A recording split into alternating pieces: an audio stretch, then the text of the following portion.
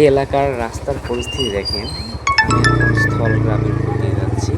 রায়নগর থানার একডালা ইউনিয়নের একটি গ্রাম স্থল। এই গ্রামের রাস্তা প্রচুর খারাপ। একটু বৃষ্টি হয়েছে, সেই বৃষ্টিতে দেখেন বৃষ্টির পানি কিভাবে ঢল নামছে রাস্তা দিয়ে। এই রাস্তাটা একটা ভাঙা রাস্তা, আগে পাকা ছিল, সেই রাস্তাটাকে উল্টে হেয়ারিং দেওয়া হয়েছে। তারপরে রাস্তাতে প্রচুর ঝাঁকি হয়। যখন এই রাস্তাতে যাওয়া হয় তখন একদম মানে গা ব্যথা হয়ে যায়। চিন্তা করেন, যদি কোনো গর্ভবতী মহিলাকে জরুরি ভিত্তিতে মেডিকেলে নিয়ে যাওয়ার দরকার হয়, তাহলে এই রাস্তা দিয়ে যখন যাওয়া হবে তখন সেই গর্ভবতী মায়ের কী অবস্থা হবে। যে ঝাঁকি হবে, সে ঝাঁকি কি পারবে সেই গর্ভবতী মা সহ্য করতে?